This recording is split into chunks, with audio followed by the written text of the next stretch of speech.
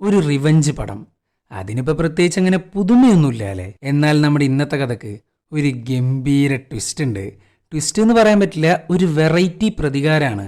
ആ ഒരു വെറൈറ്റി എന്താണെന്നും ഏതാണെന്നും ഞാൻ ഇപ്പം തന്നെ പറയുന്നില്ല, കാരണം അത് ആ ഒരു സിനിമയുടെ ഒഴുക്കിൽ അങ്ങ് കണ്ടുപോകണം. അതാണ് അതിൻ്റെ ഒരു ഭംഗി. ചുരുക്കി പറഞ്ഞ സിനിമയെക്കുറിച്ച് ഒരു അക്ഷരം ഞാനിപ്പോൾ മിണ്ടുന്നില്ല. നമുക്ക് ഡയറക്റ്റ് ആയിട്ട് കഥയിലോട്ട് പോവാം. പക്ഷെ പോകുന്നതിന് മുമ്പ് വേറൊരു കാര്യം പറയാനുണ്ട്. സംഭവം വേറൊന്നുമില്ല, നമ്മളുടെ കഴിഞ്ഞ സിനിമ അധികം ആൾക്കാർ കണ്ടിട്ടില്ല. അതെന്തുകൊണ്ടാണെന്ന് എനിക്കറിയില്ല. പക്ഷെ ആ ഒരു സിനിമ സത്യം പറഞ്ഞാൽ നിങ്ങൾ എല്ലാവരും ഒന്ന് ചെക്കൗട്ട് ചെയ്ത് നോക്കണം. അത്യാവശ്യം നല്ല ട്വിസ്റ്റും ടേൺസും ഒക്കെയുള്ള ഒരു ഗംഭീര സിനിമയാണത്. അപ്പൊ അതിന്റെ ലിങ്ക് ഞാൻ കമന്റ് ബോക്സിൽ പിൻ ചെയ്ത് വെച്ചേക്കാം. താല്പര്യമുള്ളവർ ഒന്ന് ചെക്കൗട്ട് ചെയ്ത് നോക്കുക. പിന്നെ അറിയാലോ ബാക്കി, ഞാൻ പറയണില്ല അതിനെക്കുറിച്ചൊന്നും. അപ്പോൾ ഞാൻ നേരെ സിനിമയിലേക്ക് കടക്കാം.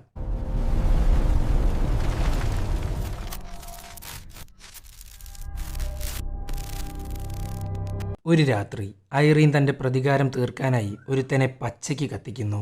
അവൻ്റെ ജീവൻ പോകുന്നത് കണ്ട് രസിച്ചുകൊണ്ടിരിക്കുകയാണ് സാക്ഷാൽ ഐറീൻ. അങ്ങനെ അവിടെ വെച്ച് സീൻ കട്ടായിട്ട് അടുത്ത സീനിൽ കാണിക്കുന്നത് ഐറീൻ ഒരു താടിക്കാരനെ കൊല്ലാൻ നോക്കുന്നതാണ്. ആ താടിക്കാരനാണെങ്കിൽ അവളുടെ കഴുത്തിന് പിടിച്ചിരിക്കുകയാണ്. ഐറീൻ്റെ കയ്യിലാണെങ്കിൽ ഒരു റിവോൾവർ ഉണ്ട്. അങ്ങനെ അതും വെച്ച് ആ താടിക്കാരനെ അങ്ങ് ഇല്ലാണ്ടാക്കുന്നു. ഈ താടിക്കാരൻ്റെ പേരാണ് അലക്സ്. ഈ അലക്സിൻ്റെ കയ്യിലാണെങ്കിൽ ഒരു പെട്ടിയുണ്ട്. അങ്ങനെ ഐറീൻ അതങ്ങ് തുറന്നു നോക്കുന്നു. നോക്കുമ്പോൾ അതിനകത്ത് കുറച്ച് കളിപ്പാട്ടും ഉണ്ട്, പിന്നെ 12 മുടികളുണ്ട്, അതും കുട്ടികളുടെ മുടികൾ. ഓരോ മുടിനാരിനും പുള്ളിക്കാരൻ നമ്പർ ഇട്ട് വെച്ചിരിക്കുകയാണ്. അതിനകത്തുള്ള 12ാമത്തെ മുടി കണ്ട് ഐറീൻ ആകെ കയ്യിന്ന് പോകുന്നു. സംഭവം വേറൊന്നുമില്ല, ഈ മരിച്ച അലക്സ് ഒരു സൈക്കോയാണ്. കുട്ടികളെ പിടിച്ചുകൊണ്ട് പോയി ടോർച്ചർ ചെയ്ത് കൊന്നുകളയും. അതാണ് അയാളുടെ വിനോദം. അയാൾ ടോട്ടൽ 12 പെൺകുട്ടികളെ പിടിച്ചുകൊണ്ട് പോയിട്ടുമുണ്ട്, ടോർച്ചർ ചെയ്തിട്ടുണ്ട്, കൊന്നിട്ടുമുണ്ട്. ഇതിലെ 12ാമത്തെ ആളാണ് ഐറീൻ്റെ മകൾ. ചുരുക്കി പറഞ്ഞ തൻ്റെ മകളെ കൊന്നതിനുള്ള പ്രതികാരം അതാണ് ഐറീൻ നടപ്പിലാക്കിക്കൊണ്ടിരിക്കുന്നത്. അങ്ങനെ അവിടെ വെച്ച് സീൻ കട്ടായിട്ട് അടുത്ത സീനിൽ കാണിക്കുന്നത് ഒരു ഡൈനറാണ്. ഈ ഡൈനറിലോട്ട് ഐറീൻ പോകുന്നു. അപ്പോഴാണ് താടിക്കാരനായ സാക്ഷാൽ അലക്സ് അങ്ങോട്ട് വരുന്നത്. വരികയെന്ന് മാത്രമല്ല, അവിടെയുള്ള മുഴുവൻ പെൺകുട്ടികളെയും വാച്ച് ചെയ്യുന്നു. പുള്ളിക്കാരൻ ഈ ഡൈനറിലെ ഷെഫാണ്. എന്നാൽ 2 സെക്കൻഡ് മുന്നെയാണ് ഇതേ അലക്സ് കൊല്ലപ്പെട്ടതായിട്ട് നമുക്ക് കാണിച്ചു തന്നത്. അപ്പൊ പിന്നെ ഇയാളാരാ നിങ്ങൾക്ക് വഴിയേ മനസ്സിലാവും. പിന്നെ മറ്റൊരു കാര്യം, സിനിമയുടെ തുടക്കത്തിൽ കത്തിച്ച് കളയുന്ന ഒരു സീനിനെ കുറിച്ച് നമ്മൾ പറഞ്ഞിരുന്നു. അതിലുണ്ടായിരുന്നതും ഇതേ അലക്സ് തന്നെ. ചുരുക്കി പറഞ്ഞാൽ 2 പ്രാവശ്യമായിട്ട് അലക്സ് ഇപ്പം തന്നെ മരിച്ചു. എന്നാൽ ഇയാൾ പിന്നെയും വന്നുകൊണ്ടിരിക്കുന്നു. അങ്ങനെ ഈ സമയത്താണ് അവിടുത്തെ വെയിട്രസ്സായ ഡെബി അങ്ങോട്ട് വരുന്നത്. മാം, എന്താണ് കുടിക്കാൻ വേണ്ടത് എന്നൊക്കെയാണ് ഡെബി ചോദിക്കുന്നത്. നോർമലായിട്ടൊരു കസ്റ്റമർ വന്നാൽ എന്താണോ ചെയ്യേണ്ടത് അത് തന്നെയാണ് ഡെബി ചെയ്യുന്നതും. ഡെബിക്ക് ഇവളെ നേരിട്ട് അറിയത്തൊന്നുമില്ല. എന്നാൽ ഐറീൻ അങ്ങനെയായിരുന്നില്ല. താങ്ക്സ് ഡെബി, എനിക്കൊന്നും വേണ്ട എന്നും പറഞ്ഞാണ് ഐറീൻ അവിടെ നിന്ന് അങ്ങ് പോകുന്നത്. ഇത് കേട്ടേക്ക് ഡെബി ആണെങ്കിൽ ആകെ ഞെട്ടിയിരിക്കുകയാണ്. കാരണം ഡെബിക്ക് നേരിട്ട് അറിയാവുന്ന ഒരാളൊന്നുമില്ല. പിന്നെ എങ്ങനെയാണ് ഡെബി എന്ന പേര് ഐറീൻക്ക് അറിയുന്നത്? അങ്ങനെ ഐറീൻ അലക്സിനെ ഫോളോ ചെയ്യുന്നു, അവൻ്റെ വീട്ടിലോട്ടെത്തുന്നു.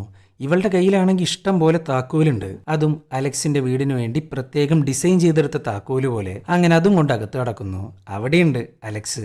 അങ്ങനെ ഐറീൻ അലക്സിന്റെ നേർക്കങ്ങ് ഗണ്ണ് ചൂണ്ടുന്നു. അലക്സ് ആണെങ്കിൽ ഇതൊക്കെ കണ്ട് പേടിച്ചിരിക്കുകയാണ്.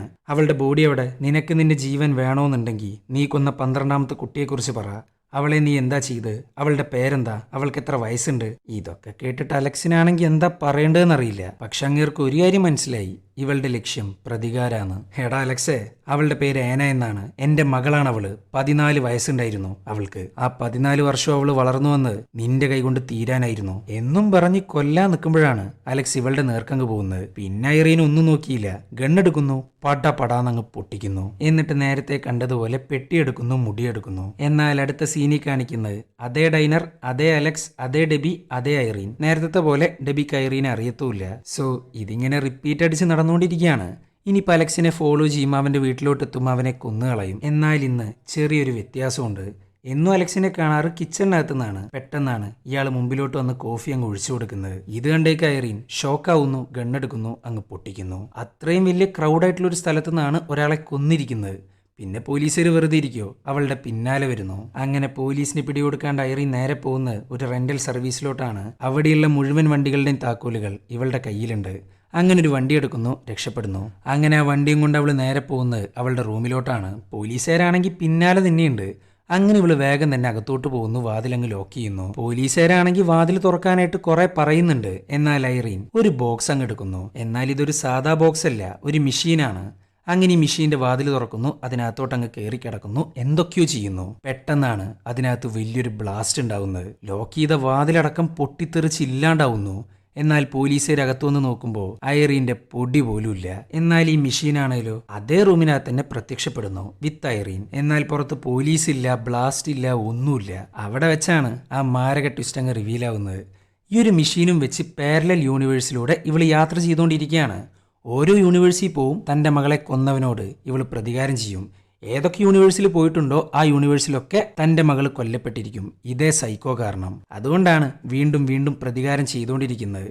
പക്ഷെ ഒരു യൂണിവേഴ്സിൽ പോലും ഇന്നേ വരെ തൻ്റെ മകളെ ജീവനോടെ കണ്ടിട്ടില്ല. വിച്ച് മീൻസ് എല്ലാ യൂണിവേഴ്സിലും സെയിം കഥ, സെയിം കഥാപാത്രം. അതുകൊണ്ട് തന്നെയാണ് ഡെബിയെ തിരിച്ചറിയുന്നതും. എവിടെ പോയാലും തൻ്റെ മകളുടെ മരണം മാത്രം.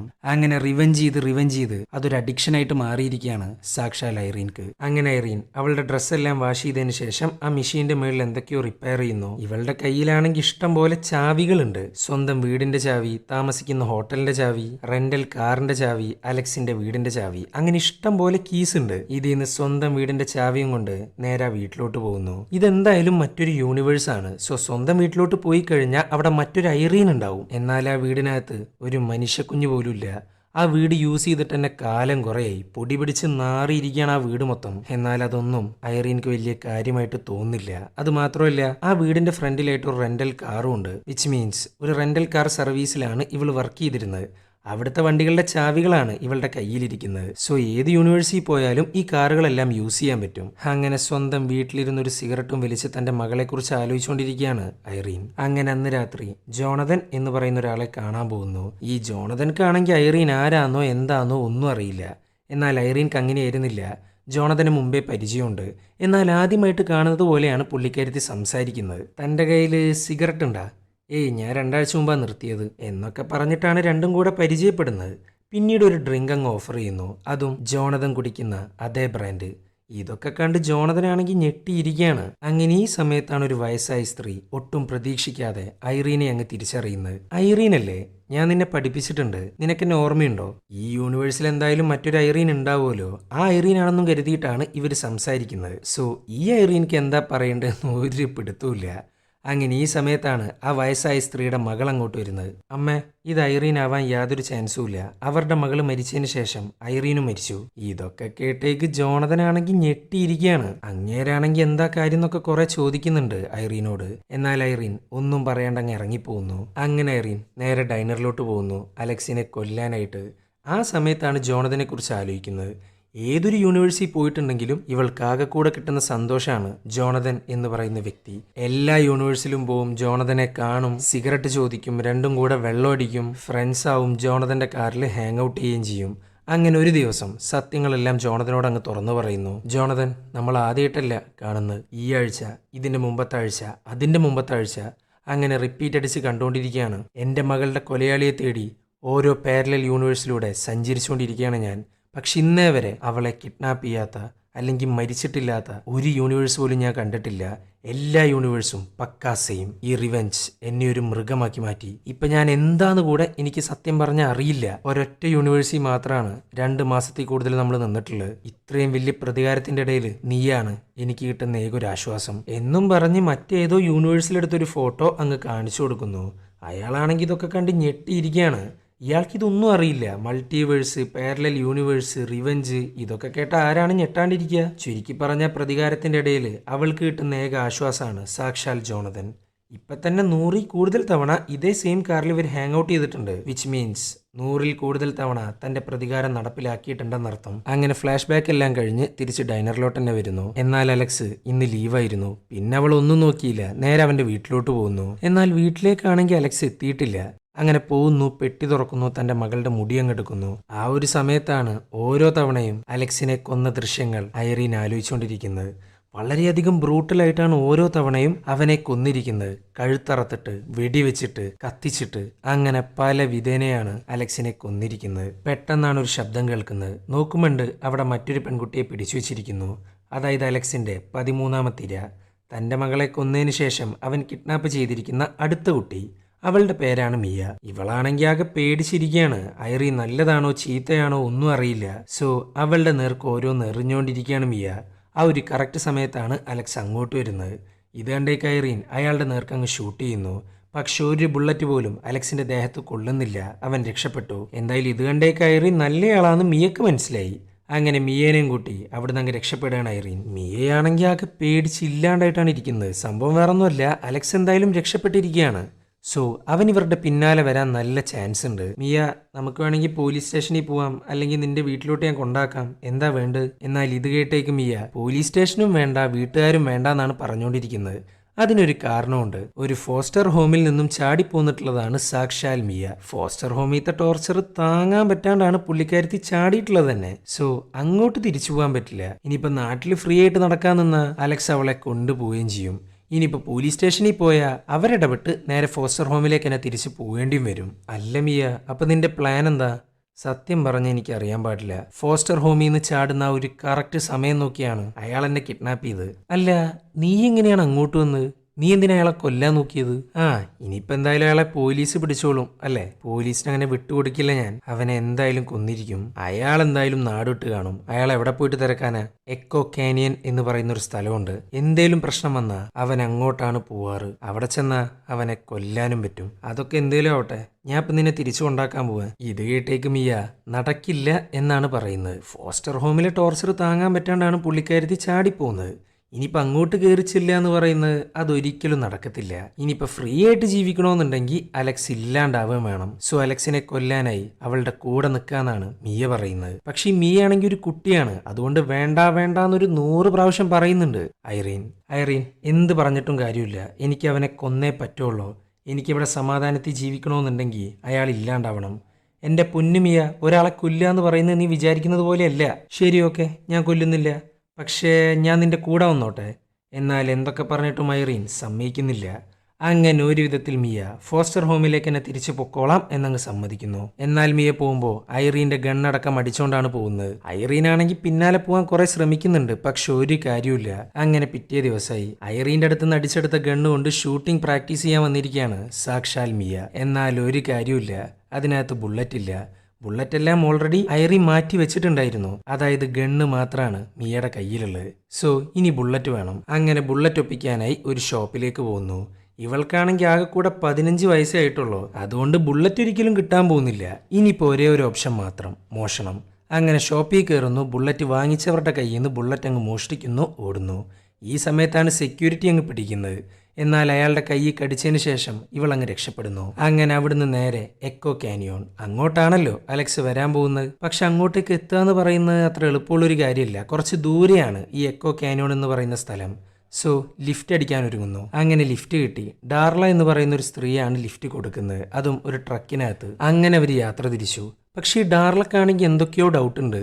വെറും 15 വയസ്സ് മാത്രമുള്ള ഒരു കുട്ടി എന്തിനാണ് ഇത്രയും ദൂരം പോകുന്നത്? അതും ഒറ്റയ്ക്കാണ് പോകുന്നത്. സോ ചോദ്യത്തിന്റെ മുകളിൽ ചോദ്യങ്ങളെല്ലാം ചോദിച്ചുകൊണ്ടിരിക്കുകയാണ് ഡാർല. എന്നാൽ ഈ ചോദ്യത്തിൽ നിന്നൊക്കെ ഒഴിഞ്ഞു മാറുകയാണ് മിയ. അങ്ങനെ അവർ ലഞ്ച് കഴിക്കാനായിട്ട് ഒരു ഡൈനറിൽ നിർത്തുന്നു. എന്നാൽ ആ ഡൈനറിലോട്ട് വരികയാണ് ഐറീൻ. അവൾക്കാണെങ്കിൽ നന്നായിട്ട് അറിയാം മിയ എന്തായാലും എക്കോ കാനിയോണിലോട്ടാണ് പോയിട്ടുണ്ടാവുകയെന്ന്. കാരണം അവരുടെ രണ്ടുപേരുടെയും ലക്ഷ്യം അലക്സ് ആണ്. അങ്ങനെ ഐറീനെ കണ്ടപാട് അവിടുന്ന് രക്ഷപ്പെടാൻ നോക്കുകയാണ് മിയ. എന്നാൽ ഐറീൻ അവളെ കയ്യോടെ പിടിക്കുന്നു. പിടിക്കാന്ന് മാത്രമല്ല, ആ ഗണ്ണങ്ങ് ചോദിക്കുന്നു. ഇതൊക്കെ കണ്ടേക്ക് ഡാർല വേഗം തന്നെ പോലീസിനെ വിളിക്കാൻ നിൽക്കുന്നു. കുട്ടിയായ മിയേനെ എന്തിനാണ് ഐറീൻ പിടിച്ചു വെക്കുന്നത് എന്നും വിചാരിച്ചാണ് പോലീസിനെ വിളിക്കാൻ നിൽക്കുന്നത്. എന്നാൽ പോലീസ് വന്ന മിയയും കുടുങ്ങും. എവിടുന്നാണോ ചാടിയത് അങ്ങോട്ട് തന്നെ തിരിച്ച് പോവേണ്ടി വരും. അത് നടക്കാതിരിക്കാൻ മിയ പറയാണ്, ഡാർല പേടിക്കണ്ട, ഇതെൻ്റെ ആൻറ്റിയാണ്. എനിക്ക് തോന്നുന്നില്ല ഇത് നിന്റെ ആൻറ്റിയാന്ന്. സത്യം പറ, നീ ആരാ? എൻ്റെ പൊന്ന് ഡാർല, നീ എങ്ങാനും പോലീസിനെ വിളിച്ചാ നീയാണ് എന്നെ കിഡ്നാപ്പ് ചെയ്തതെന്ന് ഞാൻ പോലീസുകാരോട് പറയും. സോ എന്നെ വിടുന്നോ അതോ പോലീസിനെ വിളിക്കുന്നോ? ചുരുക്കി പറഞ്ഞ ഡാർല ആകെ പെട്ട അവസ്ഥയിലാണ് നിൽക്കുന്നത്. ഇനിയിപ്പോൾ അവരെ വിടുക എന്നല്ലാണ്ട് വേറെ ഓപ്ഷനൊന്നുമില്ല. അങ്ങനെ ഐറീനും മിയയും കൂടെ പുറത്ത് കിടക്കുന്നു. ഐറീൻ ആദ്യം തന്നെ ആവശ്യപ്പെടുന്നത് തൻ്റെ ഗണ്ണാണ്. എന്നാൽ ആ ഗണ്ണ് കൊടുക്കാൻ മിയ തയ്യാറാവുന്നില്ല. ഐറീൻ, നിനക്ക് ഈ ഗണ്ണ് വേണമെന്നുണ്ടെങ്കിൽ ഞാൻ വരും നിന്റെ കൂടെ, ഓക്കെ ആണോ? ഇനി അല്ലാന്നുണ്ടെങ്കിൽ ഡാർലേനെ കൊണ്ട് ഞാൻ തന്നെ പോലീസിനെ വിളിപ്പിക്കാം. സത്യം പറഞ്ഞാൽ മിയ ഐറീൻക്കൊരു തലവേദനയാണ്. അങ്ങനെ വേറെ ഒരു മാർഗമില്ലാണ്ടായപ്പോൾ ഐറീൻ അങ്ങ് സമ്മതിക്കുന്നു. നിനക്കെൻ്റെ കൂടെ വരാം, പക്ഷെ ഞാൻ പറയുന്നതിൻ്റെ അപ്പുറം പോവാൻ പാടില്ല. ഞാൻ പറയുന്നത് എന്താണോ അത് അതേപടി അനുസരിക്കണം, ഓക്കെ ആണോ? ഇത് കേട്ടേക്ക് ഓക്കെ എന്നും പറഞ്ഞ് രണ്ടും കൂടി അങ്ങ് യാത്ര തിരിച്ചു. അങ്ങനെ രാത്രിയായി. നല്ല വിശപ്പുണ്ട്. സോ ഫുഡ് വാങ്ങാനായിട്ട് കടയിൽ കയറുന്നു. അതും ഈ പമ്പുകളിൽ ഉണ്ടാവുന്ന സ്റ്റോർ ഉണ്ടല്ലോ, അവിടെയാണ് കയറുന്നത്. ആ സമയത്താണ് മറ്റേ മെഷീൻ മിയ അങ്ങ് കാണുന്നത്. കാണാന്ന് മാത്രമല്ല അതെന്താ സാധനം എന്നൊക്കെ ചോദിക്കുന്നുണ്ട്. എന്നാൽ ഐറീൻ ഒന്നുമില്ല എന്നും പറഞ്ഞ് അങ്ങ് മുന്നോട്ട് പോകുന്നു. ഈ സ്റ്റോറിന്റെ ഫ്രണ്ടിലാണെങ്കിൽ ഒരു കാറ് വിൽക്കാനിട്ടിട്ടുണ്ട്. അങ്ങനെ ഇവർ രണ്ടുപേരും കൂടെ ആ സ്റ്റോറിനകത്തോട്ട് കയറുന്നു. ആ സമയത്താണ് മിയ നൈസായിട്ടൊരു വൈൻ ബോട്ടിൽ അങ്ങ് മോഷ്ടിക്കുന്നത്. അപ്പോഴാണ് ഒരു മാരക കാഴ്ച അങ്ങ് കാണുന്നത്. ഫോസ്റ്റർ ഹോമുകാരൊട്ടിച്ച മിയയുടെ മിസ്സിംഗ് പോസ്റ്റർ. അത് കണ്ടേക്ക് പുള്ളിക്കാരത്തിയാണെങ്കിൽ ആകെ ഞെട്ടിയിരിക്കുകയാണ്. ഇതെങ്ങാനും കടക്കാരന്റെ ശ്രദ്ധയിൽപ്പെട്ടാ തീർന്ന്. അങ്ങനെ കടക്കാരൻ അറിയാണ്ട് അതും പറിച്ചെടുത്ത് മുന്നോട്ട് പോകാൻ നിൽക്കുമ്പോഴാണ് ഇവളുടെ കയ്യിലുള്ള വൈൻ ബോട്ടിൽ കടക്കാരൻ അങ്ങ് കണ്ടെത്തുന്നത്. പിന്നെ അങ്ങേര് ഒന്നും നോക്കിയില്ല, വേഗം തന്നെ പോലീസിനെ വിളിക്കുന്നു. 15 വയസ്സുള്ള ഒരു കുട്ടിയാണ് വൈൻ ബോട്ടിൽ മോഷ്ടിച്ചിരിക്കുന്നത്. അത് അത്രയും വലിയൊരു ക്രൈമാണ്. ഐറീനാണെങ്കിൽ കുറെ പറയുന്നുണ്ട് വേണ്ട വേണ്ടാന്നൊക്കെ, പക്ഷെ ആര് കേൾക്കാൻ. അങ്ങനെ പോലീസിനെ വിളിച്ചു. ഈ ഒരു കറക്റ്റ് സമയത്താണ് ആ കടക്കകത്തോട്ട് അലക്സ് അങ്ങ് വരുന്നത്. പിന്നെ അവിടെ ഗംഭീര ഷൂട്ടൗട്ടാണ്. രണ്ടുപേരും കൂടെ അങ്ങോട്ടും ഇങ്ങോട്ടും വെടിവെച്ചുകൊണ്ടിരിക്കുകയാണ്. ഇതൊക്കെ കണ്ട കടക്കാരനാണേലോ വേഗം തന്നെ ഷോട്ട് ഗൺ എടുക്കുന്നു, പൊട്ടിക്കാൻ നോക്കുന്നു. പക്ഷെ ഒരു കാര്യം ഉണ്ടായിരുന്നില്ല, അലക്സ് അയാളെ അങ്ങ് കൊന്നുകളയുന്നു. ഇതൊക്കെ കണ്ടിട്ട് മിയയാണെങ്കിൽ ആകെ ഷോക്കായിട്ടാണ് നിൽക്കുന്നത്. തന്റെ കൺമുന്നിൽ വെച്ചാണ് ഒരാൾ മരിച്ചിരിക്കുന്നത്. ഇതിന്റെ ഇടയിലാണ് ഐറീന്റെ ബുള്ളറ്റ് അങ്ങ് തീരുന്നത്. പിന്നെ അവൾ ഒന്നും നോക്കിയില്ല, വേഗം തന്നെ കടക്കാരന്റെ ഷോട്ട് ഗൺ അങ്ങ് എടുക്കുന്നു. പക്ഷെ പൊട്ടിക്കുന്നതിന് മുമ്പ് മിയയുടെ അടുത്ത് എത്രയും പെട്ടെന്ന് കാറിന്റെ ബാക്കിൽ കയറി ഒളിക്കാനാ പറയുന്നത്. അങ്ങനെ മിയ നേരെ അങ്ങോട്ട് പോകുന്നു. ഈ സമയത്താണ് ആ കട ചുറ്റും പോലീസുകാരങ്ങ് വളയുന്നത്. ഇത് കണ്ടേക്ക് അലക്സ് ആണേലോ ഒന്നും നടക്കാത്തതുപോലെ കയ്യും പൊന്തിച്ച് പുറത്തേക്ക് വരുന്നു. സാറേ, ഒരു ഭ്രാന്തായിട്ടുള്ള ഒരു ലേഡി എല്ലാവരെയും കൊന്നുകൊണ്ടിരിക്കുകയാണ്. ഇതൊക്കെ കേട്ടേക്ക് പോലീസുകാരാണെങ്കിൽ ഐറീനെ കൊല്ലാൻ വേണ്ടി തോക്കെടുക്കുന്നു. എന്നാൽ ഐറീനാണേലോ അലക്സിന്റെ നെഞ്ചത്തോട്ടങ്ങ് ഷൂട്ട് ചെയ്യുന്നു, കൊല്ലുന്നു, കാറി കയറുന്നു, മിയയോടൊപ്പം മെഷീൻ അങ്ങ് യൂസ് ചെയ്യുന്നു. പിന്നെ അവിടെ ഒരു ബ്ലാസ്റ്റാണ്. പോലീസുകാർ നോക്കുമ്പോൾ ഇവരുടെ പൊടി പോലും ഇല്ല. ഇവരാണേലോ പുതിയൊരു യൂണിവേഴ്സിൽ അതേ പെട്രോൾ പമ്പിൽ അങ്ങ് പ്രത്യക്ഷപ്പെടുന്നു. ഇവിടെ എന്താ നടക്കുന്നതെന്നുള്ളത് മിയക്ക് ഒരു ഐഡിയ ഇല്ല. അവൾ പുറത്തു വരുമ്പോൾ പോലീസുകാരും ഇല്ല, ബ്ലാസ്റ്റും ഇല്ല, ഒരു തേങ്ങയില്ല. ഇവളാകെ ഷോക്കായിട്ടാണ് നിൽക്കുന്നത്. എന്താ സംഭവം എന്നൊക്കെ കുറെ ചോദിക്കുന്നുണ്ട് ഐറീൻ്റെ അടുത്ത്. എന്നാൽ ഐറീൻ പിന്നെ പറയാമെന്നും പറഞ്ഞ് ഇവർ ആ സ്റ്റോറിൻ്റെ അകത്തോട്ട് തന്നെ പിന്നെയും പോകുന്നു. മിയാണെങ്കിൽ ആകെ കണ്ണും തള്ളിയിട്ടാണ് ഇരിക്കുന്നത്. അതേ കടക്കാരൻ, അതേ മിസ്സിംഗ് പോസ്റ്റർ, അതേ വൈൻ ബോട്ടിൽ, ഒരു മാറ്റവും ഇല്ല. തൻ്റെ കൺമുന്നിൽ വെച്ചാണ് ഈ കടക്കാരൻ മരിച്ചിട്ടുണ്ടായിരുന്നത്. അയാളിപ്പോൾ ഇതാ ജീവനോടെ വന്നിരിക്കുന്നു. ആരാണ് ഞെട്ടാണ്ടിരിക്കുക. അങ്ങനെ ഇവർക്ക് വേണ്ട ഫുഡും വാങ്ങിച്ച് അവിടെ വിൽക്കാനിട്ടിരുന്ന കാറുണ്ടല്ലോ, കഴിഞ്ഞ യൂണിവേഴ്സിറ്റി കണ്ട കാറ്, അതും മേടിച്ചങ്ങ് സ്ഥലം വിടുന്നു. ഐറീൻ, ഇവിടെ എന്തൊക്കെയാണ് നടക്കുന്നത്? അതെന്താ സാധനം? വല്ല ടൈം മെഷീനാണോ? ടൈം മെഷീനും കോപ്പൊന്നുമല്ല. നമ്മളിപ്പോൾ ജീവിച്ചുകൊണ്ടിരിക്കുന്നത് ഒരു മൾട്ടിവേഴ്സിലാണ്. ഓരോ യൂണിവേഴ്സിലൂടെയും സഞ്ചരിക്കാൻ കഴിയുന്ന ഒരു മെഷീനാണത്. അതും വെച്ച് മറ്റൊരു യൂണിവേഴ്സിലേക്കാണ് നമ്മളിപ്പോൾ വന്നിട്ടുള്ളത്. ഇതൊക്കെ കേട്ടേക്ക് മിയാണെങ്കിൽ ഞെട്ടിത്തെരിച്ചില്ലാണ്ടായിട്ടാണ് ഇരിക്കുന്നത്. ഞെട്ടുക എന്ന് മാത്രമല്ല, ഇഷ്ടം പോലെ ഡൗട്ടാണ് മിയക്ക്. പെട്ടെന്നാണ് ആ മെഷീനകത്ത് ചെറിയൊരു തീപിടുത്തം ഉണ്ടാവുന്നത്. നോക്കുമ്പോൾ അതിൻ്റെ ഫ്യൂവൽ കോർ അടക്കം കത്തിപ്പോയിട്ടുണ്ട്. ഈ ഫ്യൂവൽ കോർ എന്ന് പറയുന്നത് ആ മെഷീൻ്റെ ബാറ്ററി പോലെയാണ്. ഈ ഫ്യൂവൽ കോർ ഉണ്ടെങ്കിൽ മാത്രമാണ് അത് പ്രവർത്തിക്കുകയുള്ളൂ. ചുരുക്കി പറഞ്ഞാൽ ഈ ഒരു യൂണിവേഴ്സിൽ അവർ പെട്ടിരിക്കുകയാണ്. ഇവർക്ക് പുറത്ത് കിടക്കണമെന്നുണ്ടെങ്കിൽ പുതിയൊരു ഫ്യൂവൽ കോർ കണ്ടെത്തിയേ പറ്റുള്ളൂ. അങ്ങനെ അവർ റൂം എടുക്കുന്നു. ഐറീൻ, നീ അവൻ എത്ര പ്രാവശ്യം കൊന്നിട്ടുണ്ടാവും? കണക്കൊന്നും ഞാൻ സൂക്ഷിക്കാറില്ല, എന്തായാലും മോർ ദാൻ 100. ഇത് കേട്ടേക്ക് കണ്ണ് തള്ളിയിട്ടാണ് മിയ ഇരിക്കുന്നത്. മിയ, ചെറിയൊരു പ്രശ്നമുണ്ട്. നിനക്ക് നിന്റെ യൂണിവേഴ്സിലോട്ട് ഇപ്പം തന്നെ തിരിച്ചു പോകാൻ പറ്റത്തില്ല. ഓൾറെഡി ആ ഷൂട്ടൗട്ട് കാരണം പോലീസുകാർ നമുക്ക് വേണ്ടി വല വിരിച്ചിട്ടുണ്ടാവും. സോ കാര്യങ്ങളൊക്കെ ഒന്ന് തണുക്കട്ടെ, എന്നിട്ട് ഞാൻ തന്നെ നിന്നെ തിരിച്ചു കൊണ്ടാക്കാം. ഇത് കേട്ടേക്ക് ലോട്ടറി അടിച്ച പോലെയാണ് പുള്ളിക്കാരത്തി അങ്ങ് സംസാരിക്കുന്നത്. അല്ല ഐറീൻ, അപ്പം നമ്മൾ തിരിച്ചു പോകുന്നവരെ അലക്സിനെ കൊല്ലാൻ പറ്റുമല്ലേ? അതിന് കൊല്ലാൻ പോകുന്നത് നീയല്ല, ഞാനാണ്. ഒരു കാര്യം ഞാൻ ആദ്യമേ പറഞ്ഞേക്കാം, പ്രതികാരം എന്ന് പറയുന്നത് കുട്ടിക്കളിയല്ല. അപ്പോഴാണ് മിയ തൻ്റെ കഥ അങ്ങ് പറഞ്ഞു കൊടുക്കുന്നത്. ഇതുവരെ 4 ഫോസ്റ്റർ ഹോമിലാണ് താൻ ജീവിച്ചിട്ടുള്ളത്. എന്നാൽ എല്ലായിടത്തും തനിക്ക് ടോർച്ചർ മാത്രമാണ് കിട്ടിക്കൊണ്ടിരുന്നത്. ചെറിയൊരു കാര്യം മതി അവർക്കിവരെ അടിക്കാനായിട്ട്. അതുകൊണ്ടാണ് പുള്ളിക്കാരത്തി ഫോസ്റ്റർ ഹോമിൽ നിന്ന് ചാടിപ്പോകുന്നത്. ഐറീൻ, ഇന്നേ വരെ അടി വാങ്ങിച്ച് കൂട്ടിയിട്ടേ ഉള്ളൂ. അതാണ് എൻ്റെ ലൈഫ്. അറ്റ്ലീസ്റ്റ് ഇങ്ങനെയും ഞാനൊന്ന് പ്രതികരിക്കട്ടെ. ഇത് കേട്ടേക്ക് ഐറീൻ ഒന്നും മിണ്ടുന്നില്ല. ഇതിനേക്കാൾ വലിയ പ്രശ്നമാണ് ഇവർക്ക് ഇപ്പം ഉള്ളത്. സംഭവം വേറൊന്നുമില്ല, ഒരു ഫ്യൂവൽ കോർ കിട്ടുന്നത് വരെ ഒന്നും ചെയ്യാൻ കഴിയില്ല. എന്നാൽ ഫ്യൂവൽ കോർ കണ്ടെത്താനുള്ള വഴിയും ഐറീൻ്റെ അടുത്തുണ്ട്. അങ്ങനെ പിറ്റേ ദിവസം തന്നെ ഫ്യൂവൽ കോർ ഒപ്പിക്കാനായി ക്രോണിക്കൽ എന്ന് പറയുന്ന ഒരു പത്രം നോക്കുന്നു. അതിനകത്താണെങ്കിൽ ഒരു പരസ്യമുണ്ട്, ജാക്ക് ക്ലാക്സോൺ എന്ന് പറയുന്ന ഒരു പരസ്യം. ഈ ജാക്ക് ക്ലാക്സോൺ എന്ന് പറയുന്നത് 10 അക്ഷരങ്ങളാണ്. ഈ 10 അക്ഷരങ്ങളും നമ്പേഴ്സാണ്. അത് ഏതൊക്കെ നമ്പറാന്ന് ഐറീൻക്ക് നല്ല വ്യക്തമായിട്ട് അറിയാം. അങ്ങനെ ആ നമ്പർ ഡയൽ ചെയ്യുന്നു, വിളിക്കുന്നു. ഈ ഫോൺ എടുക്കുന്നവരാണേലോ ഇവൾക്ക് വേറൊരു നമ്പറാണ് പറഞ്ഞു കൊടുക്കുന്നത്. ഈ നമ്പർ വേറൊന്നുമില്ല, കോർഡിനേറ്റ്സ് ആണ്. ഇവർക്ക് എങ്ങോട്ടാണോ പോകേണ്ടത് അങ്ങോട്ടേക്കുള്ള കോർഡിനേറ്റ്സ്. അങ്ങനെ കോർഡിനേറ്റ്സ് പ്രകാരമുള്ള ലൊക്കേഷനിലെത്തി. അവിടെയാണെങ്കിൽ ഒരു മനുഷ്യക്കുഞ്ഞു പോലും ഇല്ല. അങ്ങനെ ഈ സമയത്താണ് ഫ്യൂവൽ കോർ കൊണ്ടുവരുന്നവരെ കുറിച്ച് മിയ അങ്ങ് ചോദിക്കുന്നത്. ഈ ഫ്യൂവൽ കോർ കൊണ്ടുവരുന്നവർ സ്മഗ്ലേഴ്സാണ്. എന്നാൽ അവർ സ്മഗിൾ ചെയ്യുന്നത് ഡ്രഗ്സോ ഗോൾഡോ ഒന്നുമല്ല, മനുഷ്യരെയാണ് അവർ സ്മഗിൾ ചെയ്യുന്നത്. സ്വന്തം യൂണിവേഴ്സും വിട്ട് ആർക്കെങ്കിലും പുറത്ത് പോകണമെന്നുണ്ടെങ്കിൽ ഇവരുടെ സഹായം കൂടിയേ തീരൂ. എന്നാൽ സ്വന്തമായിട്ട് മെഷീൻ ഉള്ളവർക്ക് ഇവരുടെ സഹായത്തിന്റെ ആവശ്യമില്ല. എന്തായാലും ഇത്രയും വലിയ സ്മഗ്ലേഴ്സിന്റെ അടുത്ത് ഫ്യൂവൽ കോർ ഇല്ലാണ്ടിരിക്കില്ല. അങ്ങനെ ഇരിക്കുമ്പോഴാണ് അവിടെ ഒരു ക്യാമറ കാണുന്നത്. അങ്ങനെ അങ്ങോട്ട് പോകുന്നു, തന്റെ ആവശ്യം പറയുന്നു. അപ്പോഴാണ് ഒരുത്തൻ അണ്ടർഗ്രൗണ്ടിൽ നിന്ന് അങ്ങ് പുറത്തേക്ക് വരുന്നത്. ഇവനാണെങ്കിൽ 00 എന്ന് പറയുന്ന യൂണിവേഴ്സിൽ നിന്നാണ് വന്നിട്ടുള്ളത്. അതേ 00 യൂണിവേഴ്സാണ് ഐറീൻ്റെതും. നിങ്ങളെന്തായാലും അകത്ത് വെയിറ്റ് ചെയ്യും, എൻ്റെ അസോസിയേറ്റ്സ് ഓൺ ദ വേ ആണ്. അങ്ങനെ അകത്തോട്ട് പോകുന്നു, വെയിറ്റ് ചെയ്യുന്നു. അതാണെങ്കിൽ ഒരു മാരക മെഷീനാണ്. എന്നാൽ അത് ഇവരുടെ കയ്യിലുള്ള പോലത്തെ മെഷീനല്ല, കൊണ്ടു നടക്കാൻ പറ്റില്ല. എവിടെയാണോ ഇരിക്കുന്നത് അവിടെ ഇരുന്നുകൊണ്ട് വേണം പല യൂണിവേഴ്സിലും എത്താൻ. അങ്ങനെ അസോസിയേറ്റ് വന്നു, അവളുടെ പേരാണ് ബില്ലി. അങ്ങനെ ബില്ലിയോട് കാര്യങ്ങളെല്ലാം പറയുന്നു. ഐറീൻ, ഞങ്ങളങ്ങനെ പാർട്സ് ആയിട്ട് വിൽക്കാറൊന്നുമില്ല. അല്ല, നിങ്ങളുടെ മെഷീൻ ഏതാ? 375. ഇത് കേട്ടേക്ക് ബില്ലി ഐറീൻ്റെ കയ്യിലെ മെഷീൻ സ്വന്തമാക്കാനാണ് നോക്കുന്നത്. കാരണം ഇവരുടെ കയ്യിലുള്ള എപ്സിലോൺ എന്ന് പറയുന്ന വലിയൊരു മെഷീനാണ്. അതിനകത്ത് കാറും സാധനങ്ങളും മനുഷ്യരും എന്ന് വേണ്ട സകലമായ സാധനത്തെ മറ്റൊരു യൂണിവേഴ്സിലേക്ക് എത്തിക്കാൻ സാധിക്കും. പക്ഷെ ആ മെഷീൻ യൂസ് ചെയ്യണമെന്നുണ്ടെങ്കിൽ എവിടെയാണോ മെഷീൻ ഇരിക്കുന്നത് അങ്ങോട്ട് പോകണം. നേരെ മറിച്ച് 375 ആണേലോ കൂടെ കൊണ്ടു നടക്കാൻ പറ്റും. അങ്ങനെ ബില്ലി പറയാണ്, ഐറീൻ, ഞാൻ നിനക്കൊരു ഓഫർ തരാം. നിന്റെ ഈ 375 ഉണ്ടല്ലോ, അതെനിക്കങ്ങ് തന്നേക്ക്. പകരം എപ്സിലോണിൽ എത്ര വേണേലും നിങ്ങൾക്ക് ക്യാഷ് കൊടുക്കാണ്ട് സഞ്ചരിക്കാൻ പറ്റും. അതുമാത്രമല്ല, ഒരു ട്രേഡിന് താല്പര്യമുണ്ടെങ്കിൽ ഈ മിയേനെ ഞാനെടുത്തോളാം. ഇത് കേട്ടേക്ക് അവിടുന്ന് പോകാനൊരുങ്ങാണ് ഐറീൻ. എന്നാൽ അപ്പോഴാണ് ബില്ലി ഫ്യൂവൽ കോർ അങ്ങ് കാണിച്ചു കൊടുക്കുന്നത്. നിങ്ങളിങ്ങനെ ടെൻഷനാവല്ലേ, ഈ ഫ്യൂവൽ കോറല്ലേ വേണ്ടത്, ഇതിനൊരു $10,000 തന്നിട്ട് എടുത്തോണ്ട് പൊക്കോ. ഇത് കേട്ടേക്ക് ഐറീൻ ആണെങ്കിൽ ആകെ ഞെട്ടിയിരിക്കുകയാണ്. ഇവളുടെ യൂണിവേഴ്സിൽ ആകെ കൂടെ $500 ഉള്ളൂ ഈ ഒരു സാധനത്തിന്. അങ്ങനെ തൻ്റെ കയ്യിലെ $2,000 കൊടുക്കാൻ തയ്യാറാവുന്നു. പകരം ബില്ലി അവളുടെ കാറിലിരിക്കുന്ന റീഫർബിഷ്ഡ് ഫ്യൂവൽ കോർ കൊടുക്കാൻ തയ്യാറാവുന്നു.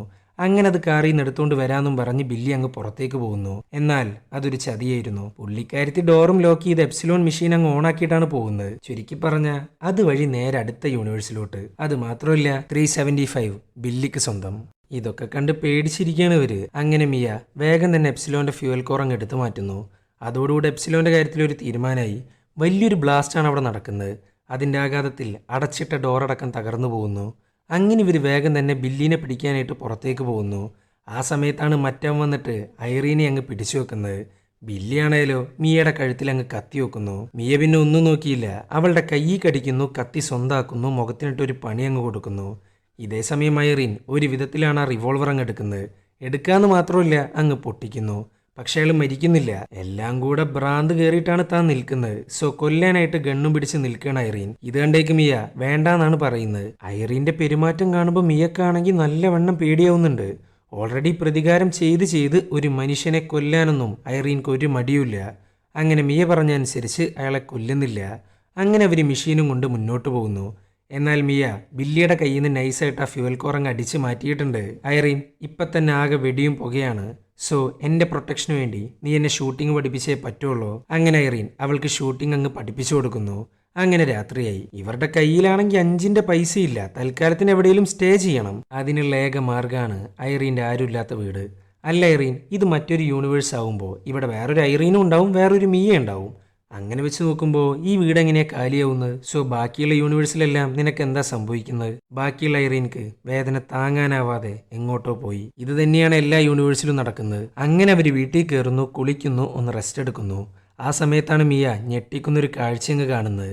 അതും ഐറീൻ്റെ ആദരാഞ്ജലിയുടെ കാർഡ്. വിച്ച് മീൻസ് ഈ യൂണിവേഴ്സിൽ ഐറീൻ മരിച്ചിരിക്കുന്നു. അങ്ങനെ അതിനെക്കുറിച്ച് ഐറീനോട് ചോദിക്കുകയാണ് മിയ. അപ്പോഴാണ് ഐറീൻ അവളുടെ കഥ അങ്ങ് പറഞ്ഞു കൊടുക്കുന്നത്. ഒരമ്മയ്ക്ക് ഏറ്റവും പ്രിയപ്പെട്ടത് അവരുടെ കുഞ്ഞായിരിക്കും. എന്നാൽ അതേ കുഞ്ഞ് തന്നെ ഇല്ലാണ്ടായാലോ? പിന്നെ അമ്മമാർക്ക് പിടിച്ചു നിൽക്കാൻ പറ്റത്തില്ല. തലച്ചോറിനകത്തൊരു തരം ഭ്രാന്ത് പോലെയാവും. മദ്യം, ഡ്രഗ്സ് അങ്ങനെ എല്ലാം ട്രൈ ചെയ്ത് നോക്കും ആ ഭ്രാന്ത് ഇല്ലാണ്ടാക്കാനായിട്ട്. പക്ഷെ ഒരിക്കലും സാധിക്കില്ല. എന്നാൽ സാധിക്കും. അതിനുള്ള ഏക മാർഗ്ഗമാണ് സ്വയം ഇല്ലാണ്ടാവുക, അഥവാ സൂയിസൈഡ്. ഞാൻ പോയിട്ടുള്ള ഒരു യൂണിവേഴ്സിൽ പോലും ഇതുപോലെയുള്ള മൾട്ടിവേഴ്സ് ട്രാവൽ കണ്ടുപിടിച്ചിട്ടില്ല. ഈ മൾട്ടിവേഴ്സ് ട്രാവൽ കണ്ടുപിടിച്ചിട്ടുള്ള ഏക യൂണിവേഴ്സാണ് എൻ്റെ യൂണിവേഴ്സ്. ചുരുക്കി പറഞ്ഞാൽ ആ മെഷീൻ ഉള്ളതുകൊണ്ട് മാത്രമാണ് ഞാൻ സൂയിസൈഡ് ചെയ്യാണ്ട് പിടിച്ചു നിൽക്കുന്നത്. എൻ്റെ മകൾക്കായിട്ടുള്ളൊരു അവസരമാണ് ആ മെഷീൻ ഒരുക്കി തന്നത്. പക്ഷെ സത്യം പറഞ്ഞാൽ സൂയിസൈഡ് ആയിരുന്നു ഏറ്റവും ബെറ്റർ. ഈ മെഷീൻ കാരണം എൻ്റെ ഉള്ളിൽ വെറും പ്രതികാരം മാത്രമാണുള്ളത്. എൻ്റെ ഉള്ളിൽ ബാക്കിയുണ്ടായിരുന്ന മനുഷ്യത്തടക്കം ഈ സാധനം ഇല്ലാണ്ടാക്കി. ഞാനിപ്പോൾ എന്താന്ന് പോലും എനിക്ക് സത്യം പറഞ്ഞാൽ അറിയില്ല. ഒരു കണക്കിന് പറഞ്ഞാൽ ഈ പ്രതികാരം ഒന്നിനൊരു പരിഹാരമല്ല. എന്നെപ്പോലെ നീയും ഒരു മൃഗമായിട്ട് മാറാൻ പാടില്ല. അതുകൊണ്ടാണ് ഞാൻ നിന്നെ കൂടെ നിർത്താത്തത്, തിരിച്ചയക്കാൻ നോക്കുന്നത്. എന്നാൽ എന്തൊക്കെ പറഞ്ഞിട്ടും മിയയുടെ തലയിൽ കയറുന്നില്ല. അവളുടെ ഒരു കാഴ്ചപ്പാടിൽ ഐറീൻ്റെ മകൾക്കും തനിക്കും വേറെ കുറേ കുട്ടികൾക്കും സെയിം കാര്യം തന്നെയാണ് നടന്നിട്ടുള്ളത്. സോ അവൻ മരിക്കേണ്ടവൻ തന്നെയാണ് എന്നാണ് മിയ പറഞ്ഞുകൊണ്ടിരിക്കുന്നത്. അത് മാത്രമല്ല, ഐറീനെ കണ്ടുമുട്ടിയത് മുതൽ ഇവളുടെ ഉള്ളിൻ്റെ ഒരു തോന്നലുണ്ട്, നമ്മൾ കണ്ടുമുട്ടേണ്ടവരാണ് എന്നുള്ള തോന്നൽ. അങ്ങനെ അന്ന് രാത്രി മിയ ഉറങ്ങുന്ന സമയം നോക്കി അലക്സിനെ കൊല്ലാൻ പോവുകയാണ് ഐറീൻ. എന്നാൽ അവിടെ വെച്ച് താൻ കാണുന്ന ഒരു മാരക കാഴ്ചയാണ്. ആ പെട്ടിക്കകത്ത് 13ാമത്തെ ഒരു മുടിയുണ്ട്. ഐറീൻ്റെ മകളാണ് 12. അതിനുശേഷം അവൻ ആരെയാണ് തട്ടിക്കൊണ്ട് പോകാന്നുള്ളത് ഞാനായിട്ട് പറയണ്ടല്ലോ. ഐറീൻ നോക്കുമ്പോൾ ഈ യൂണിവേഴ്സിലെ മിയ ചോരയിൽ കുളിച്ചടക്കുന്നു. അത് വല്ലാത്തൊരു ഷോക്കാണ് ഐറീനിൽ സൃഷ്ടിക്കുന്നത്. തൻ്റെ ഉള്ളിലെ പ്രതികാരം മെല്ലെ മെല്ലെ ചോർന്ന് പോകാൻ തുടങ്ങുന്നു. മനുഷ്യത്വം പുറത്തേക്ക് വരുന്നു. ഇവള് പിന്നെ ഒന്നും നോക്കിയില്ല, വേഗം തന്നെ മിയേനെ കാണാൻ പോകുന്നു. അങ്ങനെ പിറ്റേ ദിവസമായി. മിയേനെയും കൂട്ടി ഫുഡ് കഴിക്കാൻ പോവുകയാണ് ഐറീൻ. എന്നാൽ ഈ ഫുഡ് അടിയുടെ പിന്നിൽ മറ്റൊരു ലക്ഷ്യമുണ്ട്. എല്ലാം നിർത്തി മിയേനെ തൻ്റെ കൂടെ കൂട്ടുക, യഥാർത്ഥ യൂണിവേഴ്സിലോട്ട് തിരിച്ചു പോവുക. തനിക്ക് ഏനേനെ നഷ്ടമായപ്പോൾ ഒരു മിയേനെ കിട്ടി. ഇനി താൻ കാരണം മിയ മറ്റൊരു ഐറീൻ ആവാൻ പാടില്ല. ഐറീൻ്റെ വേദന അവൾക്ക് മാത്രമേ അറിയൂ. അങ്ങനെ ഐറീൻ എല്ലാം നിർത്താൻ പറയുന്നു. ഇത് കേട്ടേക്ക് മിയ സമ്മതിക്കുന്നില്ല. അത് മാത്രമല്ല, ഇവളുടെ മറ്റൊരു വെർഷനാണ് മരിച്ചിരിക്കുന്നത്. അത് ഇവളല്ലെങ്കിൽ കൂടെ ഒരു ജീവൻ തന്നെയാണല്ലോ. സോ മിയ തീരുമാനിച്ചുറപ്പിച്ചിട്ട് തന്നെയാണ് ഇരിക്കുന്നത്. ഐറീനാണെങ്കിൽ പരമാവധി ശ്രമിക്കുകയാണ് അവളുടെ മനസ്സ് മാറ്റാനായിട്ട്. 15 വയസ്സേ ആയിട്ടുള്ളൂ. ഇപ്പം തന്നെ പ്രതികാരം തലക്ക് പിടിച്ചാൽ എല്ലാം കയ്യിൽ നിന്ന് പോവും. ഐറീൻ, ഞാൻ നിന്റെ മകളല്ല. വെറുതെ നിന്റെ മകളാവാൻ വേണ്ടി എന്നെ പുഷ് ചെയ്യരുത്. മിയ, എൻ്റെ പാത പിന്തുടരാൻ ഞാൻ ഒരിക്കലും സമ്മതിക്കത്തില്ല. ഇത് കേട്ടേക്ക് മിയ ഇവളെന്നെ കിഡ്നാപ്പ് ചെയ്ത് കൊണ്ടുവന്നിരിക്കുകയെന്നും പറഞ്ഞ് അങ്ങ് അലറി പൊളിക്കുന്നു. കടയിലാണെങ്കിൽ ഇഷ്ടം പോലെ ആൾക്കാരുണ്ട്. ഐറീൻക്ക് ഇനി ഇവിടെ നിൽക്കാൻ പറ്റില്ല. സോ പോകുന്നു, മെഷീൻ യൂസ് ചെയ്യുന്നു, മറ്റൊരു യൂണിവേഴ്സിലെത്തുന്നു. ഇതേ സമയം മിയ ഐറീൻ്റെ ബാഗും കൊണ്ട് രക്ഷപ്പെടുന്നു. അതിനകത്തുണ്ട് ഐറീൻ്റെ റിവോൾവർ. എന്നാൽ അതിനകത്ത് വെറും 2 ബുള്ളറ്റാണ് ബാക്കിയുള്ളത്. ഇവിടുത്തെ വെർഷൻ മാത്രമേ മരിച്ചിട്ടുള്ളൂ. അതേ രൂപമുള്ള മിയ അലക്സിന്റെ മുമ്പിൽ പ്രേതമായിട്ടാണ് പ്രത്യക്ഷപ്പെടാൻ പോകുന്നത്. ഇതേ സമയം ഐറീൻക്കാണെങ്കിൽ എന്താ ചെയ്യേണ്ടതെന്ന് ഒരു പിടുത്തമില്ല. ഒരു വിധത്തിലാണ് തൻ്റെ മൈൻഡൊന്ന് മാറ്റിയെടുത്ത് തിരിച്ച് അതേ മൃഗമാവുമെന്ന് അവൾക്ക് നല്ല പേടിയുണ്ട്. സോ മനസ്സ് മാറുന്നതിന് മുമ്പ് ആരെങ്കിലുമായിട്ടൊന്ന് സംസാരിക്കണം. അങ്ങനെ അതിനുവേണ്ടി ജോണതൻ്റെ അടുത്തോട്ടാണ് പുള്ളിക്കാരിത്തി പോകുന്നത്. ഇവളുടെ വെപ്രാളം കണ്ട അങ്ങേർക്കാണെങ്കിൽ ഒന്നും മനസ്സിലാവുന്നില്ല. സോ ഇവനോട് സംസാരിച്ചിട്ട് കാര്യമില്ലാന്ന് പുള്ളിക്കാരിത്തിക്ക് മനസ്സിലായി. ഇതേ സമയം മിയ ബുള്ളറ്റ് ഒപ്പിക്കാനായിട്ട് ഒരു കടയിൽ കയറുന്നു. ബുള്ളറ്റ് മോഷ്ടിക്കാൻ നോക്കുന്നു. എന്നാൽ സെക്യൂരിറ്റി കയ്യോടെ പിടിച്ചു. ഇനിയിപ്പോൾ ഒരേ ഒരു ഓപ്ഷൻ മാത്രം, ഓടടാ ഓട്ടം. അങ്ങനെ ഇരിക്കുമ്പോഴാണ് ഐറീനെ കാണിക്കുന്നത്. പുള്ളിക്കാരിത്തിയുടെ കൺട്രോൾ പൊക്കോണ്ടിരിക്കുകയാണ്. ഒരു വിധത്തിലാണ് പ്രതികാരമൊന്നും വേണ്ടാന്ന് വെച്ച്. പക്ഷെ അവളെ കൊണ്ട് സാധിക്കുന്നില്ല. അങ്ങനെ അലക്സിനെ കൊല്ലാനായി ഡൈനറിലോട്ട് പോകുന്നു. എന്നാൽ ഇത്രയും കാലം താൻ ചെയ്ത പ്രതികാരം തന്നെയാണ് അവളെ ഹോണ്ട് ചെയ്തുകൊണ്ടിരിക്കുന്നത്. ഈ സമയത്താണ് ഡെബി അങ്ങോട്ട് വരുന്നത്. അലക്സ് എവിടെ? അലക്സോ, അവൻ കഴിഞ്ഞ 15 വർഷമായിട്ട് ജയിലിലാണ്. ഇത് കേട്ടേക്ക് ഞെട്ടിത്തെരിച്ചിരിക്കുകയാണ് ഐറീൻ. അവള് പോയിട്ടുള്ള ഒരു യൂണിവേഴ്സിറ്റി പോലും ഇങ്ങനൊരു പ്രതിഭാസം നടന്നിട്ടില്ല. അതുകൊണ്ട് തന്നെ ആകെ ഷോക്കായിട്ടാണ് ഐറീൻ ഇരിക്കുന്നത്. അവൻ ജയിലിലായിട്ടുണ്ടെങ്കിൽ, അതും 15 വർഷം മുമ്പായിട്ടുണ്ടെങ്കിൽ, തൻ്റെ മകൾ ജീവനോടെ ഉണ്ടാവാൻ നല്ല ചാൻസ് ഉണ്ട്. സോ വേഗം തന്നെ ഐറീൻ അവളുടെ വീട്ടിലോട്ട് പോയി നോക്കുന്നു. ആ സമയത്ത് അവൾ കാണുന്നത് സന്തോഷത്തിൽ ജീവിച്ചുകൊണ്ടിരിക്കുന്ന ഐറീൻ മകളായ ഏന. അതെല്ലാം കണ്ട് തൻ്റെ കണ്ണ് നിറയുന്നു. ഇത്രയും കാലമായിട്ട് മൾട്ടിവേഴ്സ് മൊത്തം താൻ തെരഞ്ഞുകൊണ്ടിരിക്കുന്നത് ഈ ഒരു ദൃശ്യത്തിന് വേണ്ടിയിട്ടായിരുന്നു. അങ്ങനെ മകളായ ഏന വീടിൻ്റെ പുറത്തേക്ക് വരുന്നു. ആ ഒരു സമയം നോക്കി അവളെ കാണാൻ പോവുകയാണ് ഐറീൻ. മകളാണെങ്കിൽ ഞെട്ടിയിരിക്കുകയാണ്. ഇത്രയും നേരം തൻ്റെ അമ്മയുമായിട്ടാണ് സംസാരിച്ചത്. ഇപ്പം നോക്കുമ്പോൾ അതേ രൂപമുള്ള ഐറീൻ അവളുടെ തൊട്ടടുത്ത് നിൽക്കുന്നു. അതും വല്ലാത്തൊരു കോലത്തിലാണ് നിൽക്കുന്നത്. അങ്ങനെ ഐറീൻ പറയാണ്, ഏന, ഞാൻ നിൻ്റെ അമ്മയല്ല, നിൻ്റെ അമ്മയുടെ വേറൊരു വെർഷനാണ് ഞാൻ. ബി സേഫ്, അപരിചിതരുമായിട്ട് സംസാരിക്കാൻ പാടില്ല എന്നും പറഞ്ഞ് കരഞ്ഞോണ്ടാണ് ഐറീൻ അവിടുന്ന് പോകുന്നത്. ഏനേനെ കണ്ടപ്പോഴാണ് മിയേനെ എത്രത്തോളം മിസ് ചെയ്യുന്നുണ്ടെന്ന് അവൾക്ക് മനസ്സിലാവുന്നത്. ഇതേ സമയം മിയയുള്ള യൂണിവേഴ്സാണ് കാണിച്ചുകൊണ്ടിരിക്കുന്നത്. ഇവിടെ അലക്സ് ആണേലോ ഇവിടുത്തെ മിയയുടെ വെർഷൻ്റെ ബോഡി ഡംപ് ചെയ്യാൻ പോകുന്നു. ആ സമയത്താണ് ഗണ്ണും പിടിച്ച് സാക്ഷാൽ മിയ അവൻ്റെ ഫ്രണ്ടിലോട്ടങ്ങ് വരുന്നത്. ഇവിടെയുള്ള മിയയുടെ പ്രേതമായിട്ടാണ് താൻ പോകുന്നത്. അതായത് അലക്സിനെ കൊല്ലുന്നതിന് മുമ്പ് ഒന്ന് ഞെട്ടിക്കുക, ഞാൻ അവളുടെ പ്രേതാടോ എന്നും പറഞ്ഞങ്ങ് പൊട്ടിക്കുകയാണ് മിയ. എന്നാൽ ബുള്ളറ്റ് കൊള്ളുന്നത് അയാളുടെ ഷോൾഡറിലാണ്. സോ അലക്സ് രക്ഷപ്പെട്ടു. രക്ഷപ്പെടുകയെന്ന് മാത്രമല്ല, മിയേനെ പിടിച്ച് ഡിക്കിലിടുന്നു. എന്നിട്ട് അവളെയും കൊണ്ട് പോകുന്നത് അയാളുടെ ഹിഡൻ പ്രോപ്പർട്ടിയിലോട്ടാണ്. അങ്ങനെ ഇരിക്കുമ്പോഴാണ് ഐറീൻ ഈ യൂണിവേഴ്സിലോട്ട് അങ്ങ് വരുന്നത്. അതും മിയേനെ രക്ഷിക്കാനായിട്ട് വരുന്നു. റെൻ്റൽ കാർ എടുക്കുന്നു, അലക്സിൻ്റെ വീട്ടിലോട്ട് പോകുന്നു. മിയ എന്തായാലും അങ്ങോട്ടാണ് പോകാന്നുള്ളത് അവൾക്ക് നന്നായിട്ട് അറിയാം. എന്നാൽ അവിടെ ചെന്നപ്പോൾ കാണുന്നത് ആ റിവോൾവർ മാത്രമാണ്. സോ മനസ്സിലായി അലക്സ് അവളെയും കൊണ്ട് യാത്ര തിരിച്ചു എന്നുള്ളത്. ഇതേ സമയം അലക്സിനെയാണ് കാണിക്കുന്നത്. ഒരു ലേക്കിന്റെ സൈഡിലുള്ള ക്യാബിനിലോട്ടാണ് മിയേനെ കൊണ്ടുവന്നിരിക്കുന്നത്. അത് മാത്രമല്ല, പുള്ളിക്കാരൻ വിചാരിച്ചു വെച്ചിരിക്കുന്നത് മരിച്ച മിയയുടെ ട്വിൻ സിസ്റ്ററാണ് ഈ മിയ എന്നാ. കാണാൻ രണ്ടും ഒരുപോലെയാണല്ലോ. അങ്ങനെ അലക്സ് മിയേനെ പിടിച്ചൊരു ഡ്രമ്മിനകത്തിടുന്നു. മിയാണെങ്കിൽ അലറി പൊളിച്ചുകൊണ്ടിരിക്കുകയാണ്. ഇതൊക്കെ കേട്ടേക്ക് ഇങ്ങർക്കാണെങ്കിൽ ഭ്രാന്ത് കയറുന്നു. പിന്നെ അയാൾ ഒന്നും നോക്കിയില്ല, മഴ എടുക്കുന്നു, ആ ഡ്രമ്മിന്റെ മുകളിൽ അടിച്ചുകൊണ്ടിരിക്കുന്നു. ഇതൊക്കെ കണ്ട് മിയ പേടിച്ചിരിക്കുകയാണ്. അങ്ങനെ അലക്സ് പറയാണ്, നിന്റെ സിസ്റ്റർ മരിച്ചതിൽ ഞാനത്ര സാറ്റിസ്ഫൈഡ് അല്ല. അവളെ ടോർച്ചർ ചെയ്യുന്ന സമയത്ത് അവൾ എന്നെ ഒന്ന് കടിച്ചു. എനിക്കാണെങ്കിൽ അപ്പോൾ ഭയങ്കര ദേഷ്യം വന്നു. സോ ഞാൻ അവളെ പെട്ടെന്ന് അങ്ങ് കൊന്നുകളഞ്ഞു. വേഗം കൊല്ലുക എന്നുള്ളത് ബാഡ് ലക്കാന്നാ എൻ്റെ ഒരു തിയറി. അതുകൊണ്ട് ഞാൻ നിന്നെ മെല്ലെ മെല്ലെ തീർക്കുള്ളൂ എന്നും പറഞ്ഞ ഡ്രമ്മ് നേരെ ലേക്കിലോട്ട് അങ്ങ് കൊണ്ടുപോകുന്നു. ആ ഒരു കറക്റ്റ് സമയത്താണ് ഐറീൻ അങ്ങോട്ടെത്തുന്നത്. ഇത്രയും കാലത്തെ പ്രതികാര എക്സ്പീരിയൻസ് ചെയ്യുന്ന അലക്സിൻ്റെ വീട് മുതൽ ഹിഡൻ പ്രോപ്പർട്ടീസ് വരെ അവൾക്ക് നന്നായിട്ടറിയാം. അങ്ങനെയാണ് ഈ പ്രോപ്പർട്ടി കണ്ടുപിടിച്ചിട്ടുള്ളത്. ഇവളുടെ വരവ് കണ്ടേക്ക് അലക്സ് ആണെങ്കിൽ ആ ഡ്രം അങ്ങ് വെള്ളത്തിലോട്ടിടുന്നു. പിന്നെ ഐറീൻ വെറുതെ ഇരിക്കുമോ? അവളെ രക്ഷിക്കാനായിട്ട് അങ്ങ് ഓടുന്നു. പക്ഷെ ഒരു കാര്യം ഉണ്ടായിരുന്നില്ല. അവിടെ മൊത്തം ട്രാപ്പ് സെറ്റ് ചെയ്ത് വെച്ചിരിക്കുകയാണ് അലക്സ്. അതിനകത്ത് അങ്ങ് കാലൊടുങ്ങുന്നു. വേദന സഹിക്കാൻ പറ്റുന്നില്ല. അങ്ങനെ ആ ട്രാപ്പിൻ്റെ മുകളിലൊരു കല്ലും കെട്ടി വെള്ളത്തിലോട്ട് അങ്ങ് ഇടുകയാണ് ഐറീനെ. എന്നാൽ ഒരു വിധത്തിൽ പിടിച്ചു വെക്കുന്നു. ഇതേ സമയം മിയ വെള്ളത്തിൻ്റെ ഏറ്റവും അടിയിൽ എത്തിയിട്ടുണ്ട്. അവിടെയാണെങ്കിൽ ഇഷ്ടം പോലെ ഡ്രമ്മുകളുണ്ട്. സോ കുട്ടികളെ കൊന്നതിന് ശേഷം പുള്ളിക്കാരൻ ഇവിടെയാണ് എല്ലാവരുടെയും ബോഡി ഡംപ് ചെയ്യുന്നത്. അങ്ങനെ മിയ ഡ്രമ്മിൻ്റെ മൂടിയുടെ മുകളിൽ ചവിട്ടി ചവിട്ടി പുറത്തേക്ക് കിടക്കുന്നു. ഇതേ സമയം അലക്സ് ആണേലോ ഐറീനെ അങ്ങ് തിരിച്ചറിയുന്നു. നിന്നെ ഞാൻ എവിടെയോ കണ്ടിട്ടുണ്ടല്ലോ. ആ മനസ്സിലായി, നിന്റെ മകളാണല്ലേ ഏന. അവളെ ഞാൻ കൊന്നപ്പം ന്യൂസിലുണ്ടായിരുന്നു നിന്റെ കരയുന്ന പടം എന്നും പറഞ്ഞ് വെള്ളത്തിലോട്ടങ്ങ് ഇടുകയാണ് ഐറീനെ. ഈ സമയത്താണ് മിയ മഴവും കൊണ്ട് അലക്സിന്റെ തലയ്ക്കങ്ങടിക്കുന്നത്. സോ അവന്റെ കാര്യത്തിൽ ഒരു തീരുമാനമായി. ഐറീനാണേലോ ട്രാപ്പിൽ നിന്ന് കാലൂരുന്നു മേളിലോട്ട് വരുന്നു. അങ്ങനെ എല്ലാം അവസാനിച്ചു. ഈ സമയത്ത് മിയ പറയുന്ന ഒരു കാര്യമുണ്ട്. ഐറീൻ, എനിക്ക് മതിയായി, ഇനി പ്രതികാരം നമുക്ക് വേണ്ട. അങ്ങനെ അവർ ഐറീൻ്റെ വീട്ടിലെത്തി. എത്തുകയെന്ന് മാത്രമല്ല, അവരാദ്യം തന്നെ ആ മെഷീൻ അങ്ങ് കത്തിക്കുന്നു. ഓരോ യൂണിവേഴ്സിലും പ്രകൃതി തീരുമാനിച്ചതേ നടക്കാൻ പാടുള്ളൂ. അങ്ങനെ മിയയും ഐറീനും കൂടെ പുതിയൊരു ലൈഫിലേക്ക് കാലെടുത്ത് വെച്ചു. അതും അമ്മ മകൾ. ഈ ഒരു പോയിന്റ് വെച്ചിട്ടാണ് ഈ ഒരു സിനിമ അങ്ങ് അവസാനിക്കുന്നത്. അപ്പോൾ വീഡിയോ ഇഷ്ടപ്പെട്ടാൽ ലൈക്ക് ചെയ്യുക. കൂടുതൽ വീഡിയോകൾക്കായി ചാനൽ സബ്സ്ക്രൈബ് ചെയ്യുക. അപ്പോൾ ബൈ.